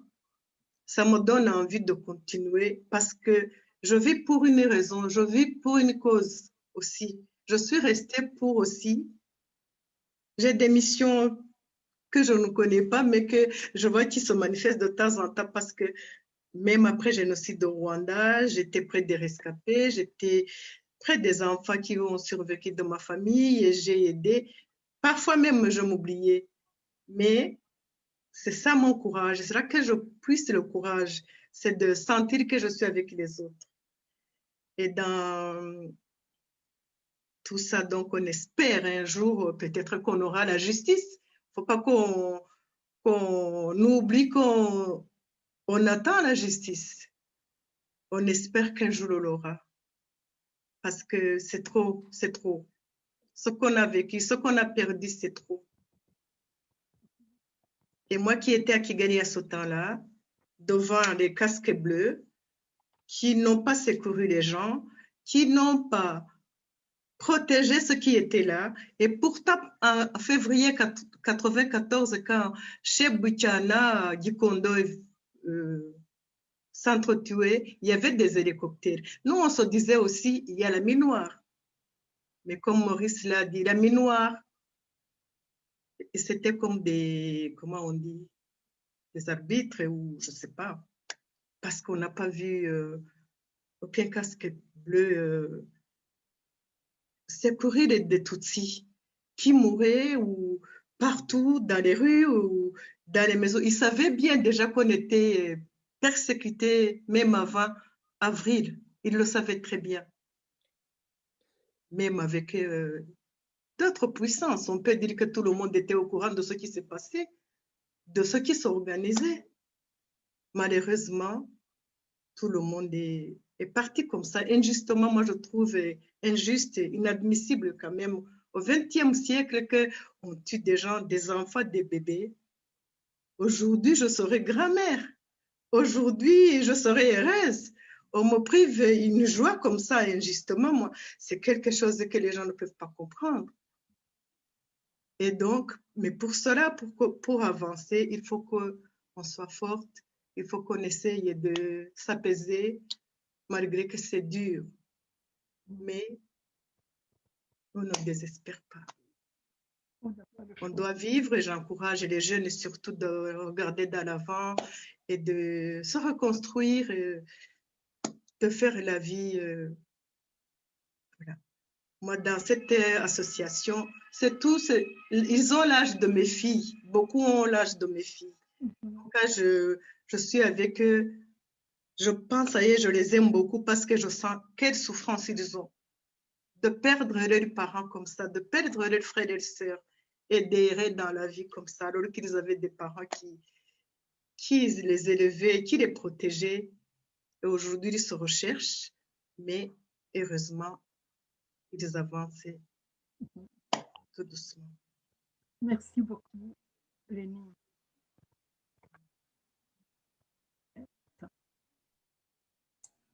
Oh, ok. Lénie, oui. Merci beaucoup. Merci beaucoup, ma grande. Merci beaucoup à Marie-Claire. Merci beaucoup à Anita. Sincèrement, tout ce qu'on peut dire ce soir, c'est chapeau. Chapeau pour avoir pris le courage de continuer à vivre malgré tout. On vit avec on porte des poids et des fois des poids que nous nous mettons injustement. Il y a un domaine dont nous n'avons pas parlé, mais c'est la culpabilité du survivant. Combien de fois on se culpabilise? Pourquoi moi j'ai survécu? Pourquoi moi et pas les autres? Et on se met aussi beaucoup de pression. Bien sûr, heureusement qu'on se met cette pression pour continuer à vivre, pour continuer à aider les autres. Mais des fois, je pense qu'il faut aussi accepter qu'on a le droit d'être en vie. En fait, ce sont ceux qui nous ont tués les nôtres qui sont en tort. Et merci que tu as parlé de la justice. Je voulais dire, je vais repasser la parole à Pauline. Et vraiment, encore une fois, Pauline et Alexandre, Maurice, les gens du mémorial de la Shoah, on vous dit un grand merci d'être avec nous. Grand merci pour cette écoute. Grand merci pour ce soutien. Grand merci de ne pas nous lâcher. Vous avez donné une plateforme aujourd'hui où les nôtres, on a montré leur visage, qu'ils étaient beaux, qu'ils aimaient la vie, qu'ils rigolaient, qu'ils ne sont plus, mais ceux qu'ils ont laissés, les 3 femmes ici et les autres 7 qui ont participé à l'écriture de ce livre, sincèrement, moi je vous dis chapeau et je repasse la parole à Pauline. Merci beaucoup. Merci. Merci à toutes les 3 pour votre courage. Et vous avez dit beaucoup de choses. C'est vrai que dans cet échange qu'on retrouve dans l'ouvrage, ça c'est important aussi que le public sache qu'ils peuvent retrouver votre histoire et les éléments que vous avez évoqués là dans cet écrit aussi. C'est important, cette démarche de donner à connaître l'histoire et la mémoire par le biais d'une écriture comme ça définitif que vous transmettez à vos proches et à tous. Voilà. Voilà. Donc, merci beaucoup. On a beaucoup de messages qui sont arrivés au cours de la rencontre pour vous, justement, vous saluer, vous remercier pour le courage que vous avez eu de raconter. Si jamais, alors maintenant, c'est la partie des questions du public. Je vais redire un petit mot parce que je n'ai pas eu le temps de le dire au début. Les personnes qui souhaitent intervenir peuvent soit parler directement avec l'outil lever la main pour les questions. On entendra votre voix. Et puis, sinon, je peux lire aussi des questions écrites. Voilà. Donc, je vais peut-être dire 2-3 choses qui vous sont envoyées. Sandrine Zalkman pour Anita. Depuis que je te connais, ça, Mester en a parlé aussi, depuis que je te connais, nous rions beaucoup ensemble souvent et je me demande où tu trouves ta force. C'était un petit mot pour Anita. La question s'est posée à toutes les trois, cette force que vous avez en vous, qui vous êtes l'héritière justement des disparus et de votre famille. Et la force de vie, elle est en vous et donc elle prend plusieurs formes, bien sûr, dans vos engagements personnels et dans votre engagement aujourd'hui pour transmettre l'histoire du génocide et la mémoire de votre famille. Vous voulez dire un petit mot là-dessus peut-être par rapport à Anita, vos engagements justement au sein d'Ibuka peut-être ou de Tubéo? Voilà, oui. La question, c'est comme Lénie, à chaque fois, quand on me demande où on trouve la force, je me dis en fait, c'est le propre de tous les Rwandais. Je ne sais pas, franchement, je ne saurais pas vous répondre. On continue, on trouve, je pourrais pas vous répondre en fait. C'est dans on retrouve nos forces dans nos propres cendres, j'ai envie de dire. Et puis, tout à fait, oui. Ouais. Et puis pour les engagements, en fait, il y a quelque chose que j'ai pas dit, que j'avais envie de souligner. Cette question me donne l'occasion de le dire. En fait, j'ai envie, comme je vous ai dit, pour la transmission, mon père avait commencé même avant les juridictions Gacaca à la requête, à la recherche de la vérité. C'est grâce à lui qu'une grande majorité de nos bourreaux sont aujourd'hui en prison en train de purger leur peine.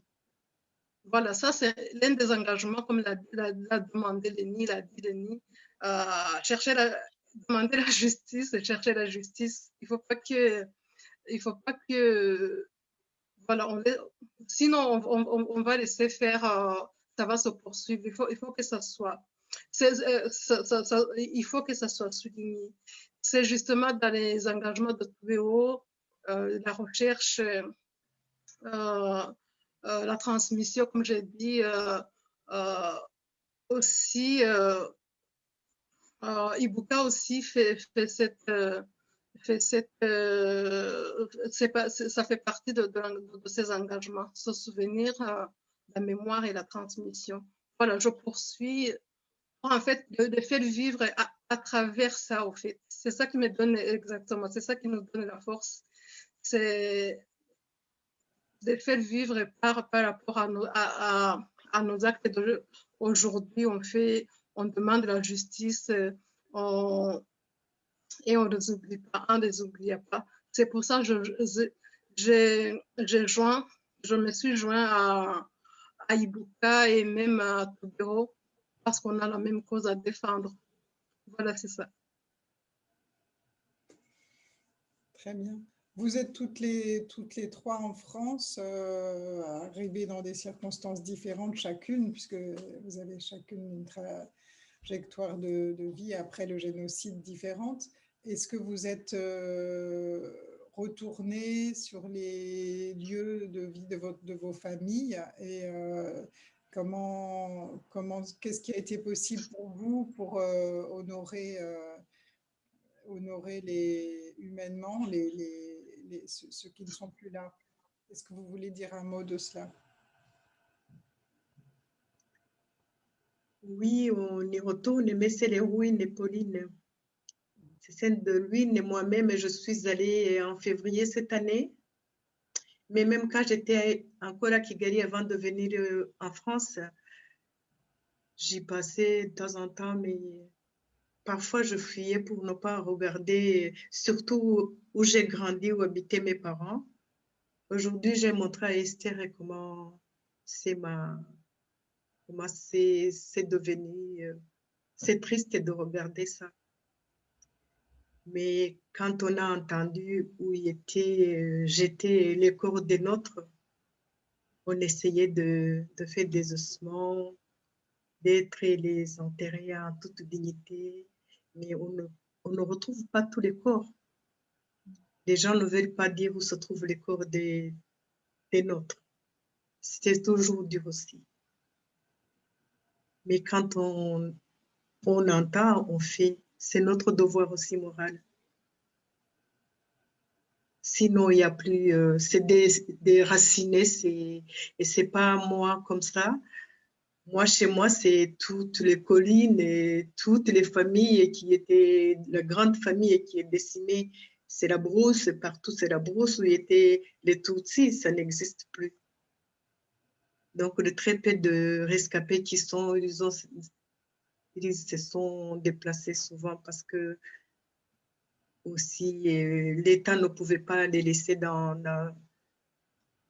ces quartiers-là. Ils leur ont attribué des maisons plus proches de l'administration et tout ça. Mais sinon, c'est parfois, on rigole. C'est pas possible. Est-ce que c'est là? C'est chez moi. C'est là où j'ai grandi. Et c'est là qu'on voit que la barbarie était très, très, très avancée, quoi. La haine qu'on ne savait pas que ça allait amener au génocide, en fait.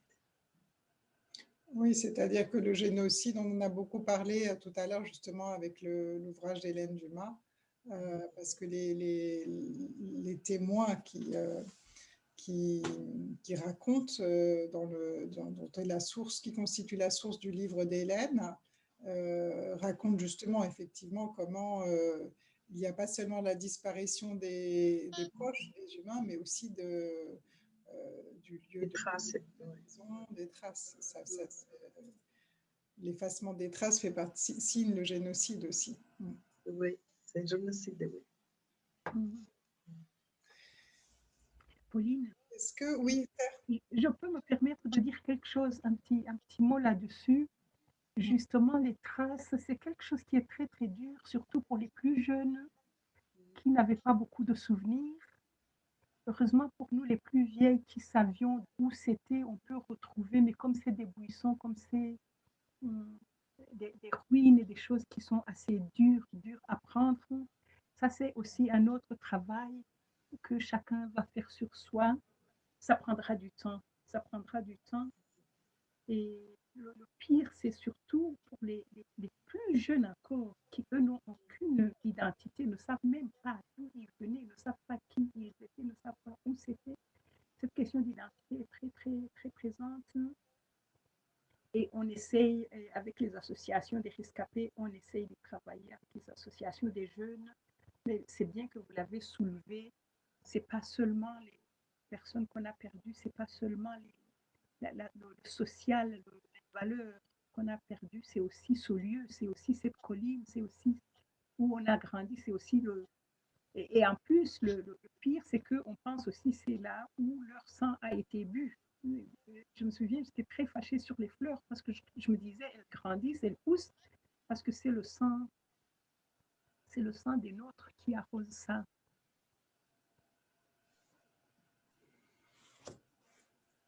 Lénie, lorsque vous avez entrepris ce projet de proposer aux personnes de l'association d'écrire leur témoignage, enfin de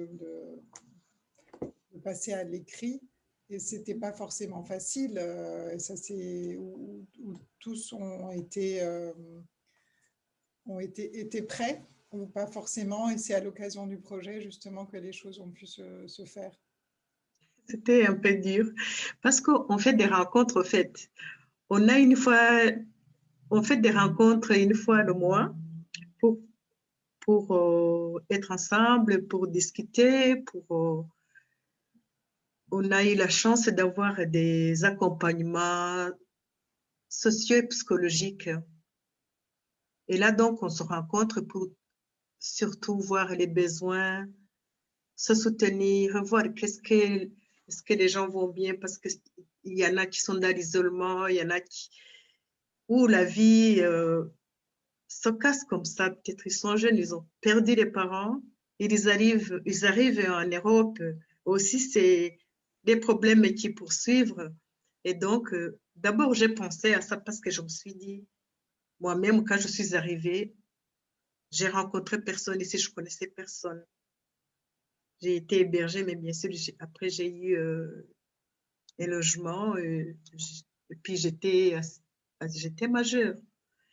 Mais quand je vois des autres cas, les jeunes qui arrivent ici, qui errent et qui ne connaissent pas, souvent qui se recherchent, qui ont terminé peut-être les études ou n'ont pas terminé, mais qui ont envie d'avancer, mais que ça devient compliqué. Donc, on avait besoin de cet espace, en fait, pour ces gens, pour qu'ils puissent parler, pour qu'ils puissent être écoutés et qu'ils puissent être tranquilles en eux-mêmes et être rassurés pour pouvoir se reconstruire.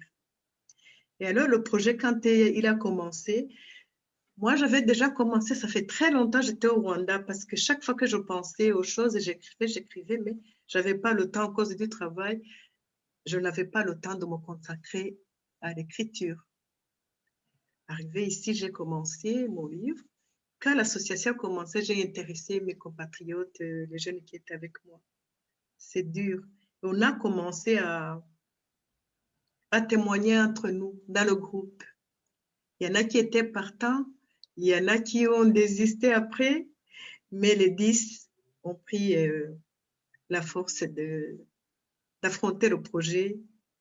Et je les remercie, s'ils m'entendent, je les remercie beaucoup parce que ça a été un travail pas facile. Mais après, il y en a qui disaient que ça les a soulagés de parler, de pouvoir faire hommage à leur famille. Également, vous le dites très bien dans le livre aussi, les unes et les autres, maintenant le livre existe. Oui. C'est vrai que c'est une manière aussi pour le lecteur de devenir le témoin du témoin. Et je ne sais plus si c'est Lénie ou Esther qui le disait dans votre texte, on ne peut pas dire qu'on ne sait pas ce qu'était le génocide, donc l'ouvrage permet aussi aux lecteurs en France aujourd'hui, et j'espère aussi à Kigali et ailleurs, au Rwanda et ailleurs aussi en Europe ou au Canada, enfin dans les pays francophones, c'est aussi une manière d'entrer dans l'histoire du génocide, cette proposition d'ouvrage, le fait qu'il y ait un ouvrage écrit. Ça peut être aussi un outil pédagogique pour les professeurs auprès des jeunes gens. Voilà, c'était aussi une partie du projet que vous souhaitiez, Lénie, que ça puisse être... en termes de réception, l'ouvrage constitue un accès à l'histoire du génocide.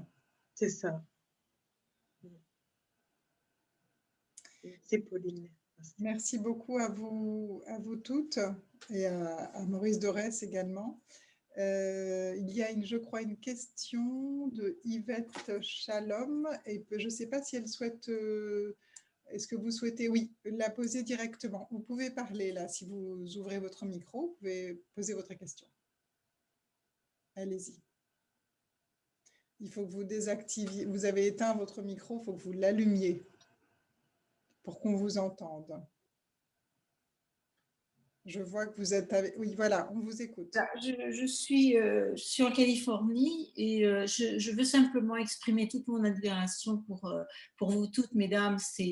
Et surtout, je suis très consciente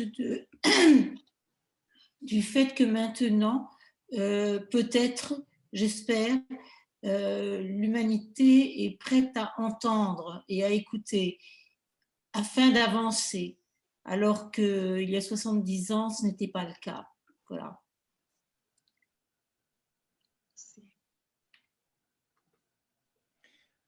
Merci beaucoup. C'est très juste, effectivement, cette question vous, rescapés, parlez, faites le récit du génocide, mais qui vous entend, qui vous écoute, qui vous entend? C'était le cas, effectivement, après la Shoah. Les survivants, certains ont souhaité parler, et qui était prêt à entendre ce qui se disait. Vous avez aussi rencontré vous été confronté à cette question de raconter, et ce que disait très bien Esther au début, on ne vous croit pas, on ne vous fait pas confiance, mais est-ce qu'aujourd'hui c'est davantage possible? Je pense que c'est la question aussi d'Yvette Shalom. Qu'est-ce que vous en pensez toutes les trois? Oui, je peux dire qu'aujourd'hui, en fait, on commence, malheureusement, 26 ans plus tard, on commence à prendre ça en considération. On est considéré que ça soit minimisé, ça soit banalisé. Même les négationnistes existent toujours, malheureusement. Mais on se bat toujours avec ça, contre ça. Mais on espère aussi... en fait, nous aussi, on commence à parler, on commence à nous exprimer. On remercie heureusement que vous êtes là, vous nous écoutez, vous nous croyez et vous comprenez notre douleur. Mais le chemin est encore long. Tout à fait. Alors, il y a beaucoup de messages pour vous que l'on reçoit, que vous voyez peut-être déjà adressés directement. Mais comme le rendez-vous était transmis également en direct sur les réseaux sociaux et sur Facebook, il y a aussi beaucoup de messages d'encouragement pour vous dire à quel point vous avez été, pour saluer votre courage et ce que vous avez partagé avec nous aujourd'hui. Merci. Voilà. Bien. Merci beaucoup à toutes les quatre. C'était important, et à Maurice Dorès également. Et puis, à bientôt, j'espère, pour des rencontres à l'auditorium ensemble ou ailleurs autour des commémorations. Et voilà. Merci au public d'avoir été là cet après-midi aussi, en France et ailleurs, puisque Yvette Shalom était aux États-Unis. Donc, le Zoom permet aussi de vous rassembler, pas seulement à Paris. Donc, merci à tous et toutes, et merci infiniment à vous. À très bientôt. J'encourage donc le public à prendre connaissance des témoignages qui sont rassemblés dans cet ouvrage Rwanda 1994, paroles de rescapés, témoignages du génocide perpétré contre les Tutsis, qui vient de paraître aux éditions L'Harmattan. Merci beaucoup. À bientôt. Merci Pauline. Merci tout le monde. Merci. Est-ce qu'on peut leur dire de trouver notre livre? Ah oui, allez-y, Lénie, bien sûr, pardon. Oui, notre livre, on le trouve aux éditions L'Harmattan et sur Amazon jusqu'aujourd'hui. Il ne faut pas citer ce grand groupe, on peut dire Oui, non. par Internet. Oui, par Internet avec L'Harmattan et sur Zoom aussi, et sur Amazon. Non, c'est ça que tu ne dois pas dire. Que je ne dois pas dire. Publicité, mais bon. Merci. Lénie, par contre, tu peux parler de ton association. Oui, Oui. peut-être, voilà, il vous a été donné aussi l'adresse de l'association, le site internet de l'association, de manière à prendre contact avec Tubeo Family. On est sur Facebook en tant que Tubeo Family. On a aussi un site internet qui s'appelle tubeofamily.com. Et là, j'ai oublié de le mettre ici. On l'a mis, on a indiqué, ça a été indiqué, oui, tout à fait. Oui. Et donc, l'association Tubeo Family, en fait, c'est une association qui est née en 2015-16 officiellement. Avant, on faisait des rencontres, mais ce n'était pas encore une association. Et puis après, il a été reconnu en tant qu'association aux lois 1901. Très bien. Important, bien sûr, évidemment, l'ouvrage est aussi disponible au sein de notre institution Mémorial de la Shoah, puisque la librairie a réouverte. L'exposition et l'auditorium ne sont pas encore ouvertes. On espère que ce sera le cas au mois de janvier. Mais en tout cas, la librairie est ouverte. Donc, si vous souhaitez venir acheter le livre pour en prendre connaissance, c'est possible aussi de cette manière-là. Voilà. Merci, Pauline. Merci. Merci. À très bientôt alors. Merci. Au revoir. Merci. Merci Maurice, merci tout le monde, merci Esther. Merci à tous. Pour votre soutien, pour vos encouragements. Merci au Mémorial qui nous soutient toujours. Merci beaucoup, c'était courageux. C'est bon. À bientôt. Bye. Bye. Au revoir. Bye. Bye.